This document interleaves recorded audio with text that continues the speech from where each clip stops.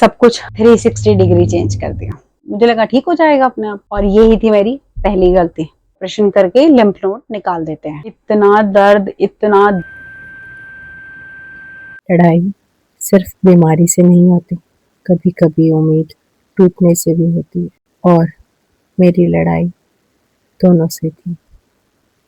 तो हेलो सखियों और उनके पतियों, उम्मीद है आप सब सुकून में होंगे। आज का वीडियो थोड़ा डिफरेंट होने वाला है, क्योंकि आज मैं शेयर करने वाली हूँ अपनी लाइफ का वो फेज जहां सब कुछ रुक सा गया था। तो मेरा नाम है आकांक्षा और मैं इस कॉर्पोरेट टू कडल चैनल की होस्ट हूँ, जहां हम शेयर करते हैं असली बातें और असली पेरेंटिंग। और लास्ट वीडियो में मैंने डिस्कस किया था आपसे मेरी प्रेगनेंसी जर्नी, और अगर आपने अभी वो वीडियो नहीं देखी है तो जाके आई बटन पे देख कर आओ। तो मेरा बेटा हो चुका था 6 मंथ का, सब कुछ बहुत बढ़िया चल रहा था। मैट लीव खत्म हो चुकी थी, मैंने ऑफिस ज्वाइन कर लिया था, और मैं एक साथ ऑफिस, बेबी और लाइफ सब मैनेज कर रही थी। पर फिर एक छोटी सी चीज ने सब कुछ 360 डिग्री चेंज कर दिया। एक दिन मैंने नोटिस किया कि मेरे नेक के लेफ्ट साइड पे हल्का सा लिम्प सा लग रहा है। तो मुझे लगा ऐसी कुछ होगा, और यही थी मेरी पहली गलती, उसे इग्नोर करने। 2 हफ्ते बाद जब बड़ा हो गया थोड़ा सा, तो मैं डर गई।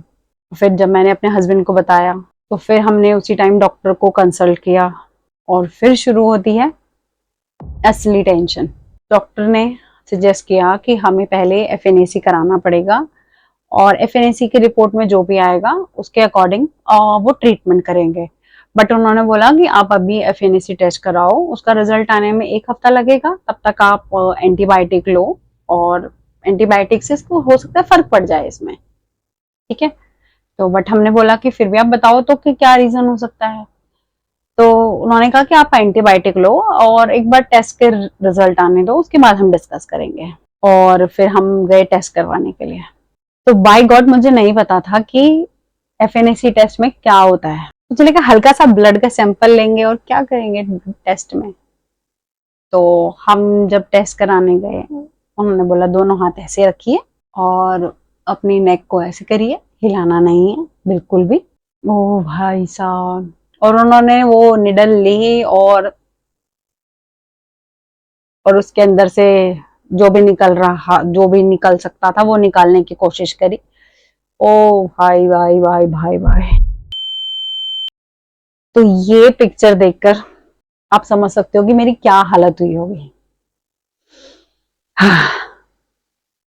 टेस्ट कराकर हम घर आ गए। तो जब 1 हफ्ते बाद रिपोर्ट आई, डॉक्टर के पास लेके गए। डॉक्टर ने बोला कि रिपोर्ट में तो कुछ नहीं आया है, तो आप ऐसा कीजिए 2 हफ्ते और एंटीबायोटिक खाइए, ये ठीक हो जाएगा। लिखा ठीक है। तो 2 हफ्ते एंटीबायोटिक खाने के बाद कोई फर्क नहीं पड़ा उसमें। तो फिर हम गए डॉक्टर के पास वापस। डॉक्टर ने बोला कि एक काम करते हैं, ऑपरेट करके लिम्फ नोड निकाल देते हैं, तो जो भी इंफेक्शन होगा या कोई भी प्रॉब्लम होगी वो आगे नहीं बढ़ेगी। ऑपरेशन सुनते ही मेरी हालत खराब। 6 महीने का बच्चा, 2 दिन का ऑपरेशन, बेड पे, फीड पे मेरा बच्चा। अपनी हालत तो मैं क्या सोच रही थी, मैं अपने बच्चे का सोच सोच कर डर रही थी।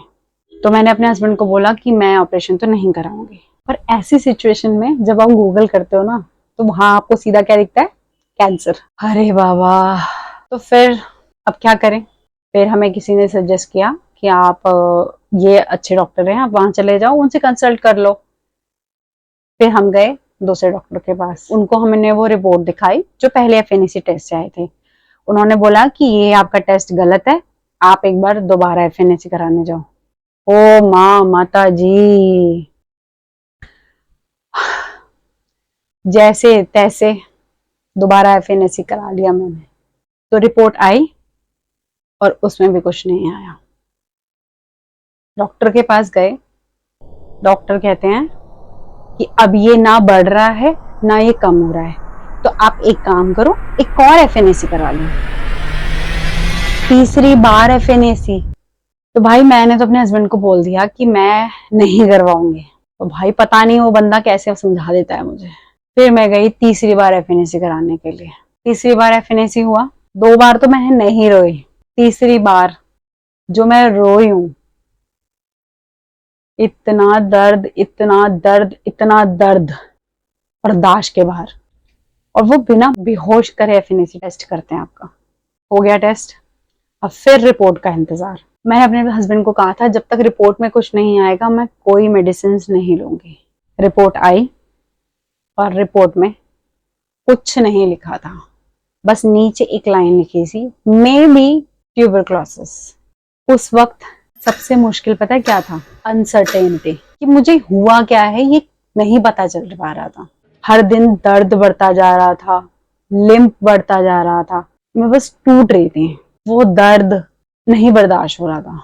और जब टीबी के बारे में पढ़ा ना तो मैं इतना डर गई थी, क्योंकि जो टीबी होता है वो स्प्रेडेबल होता है, कंटेजियस होता है।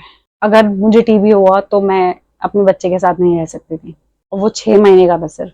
और अगर कैंसर हुआ तो, और टाइम पे पता नहीं चला तो, उस वक्त मुझे नहीं पता था कि आगे क्या होने वाला है।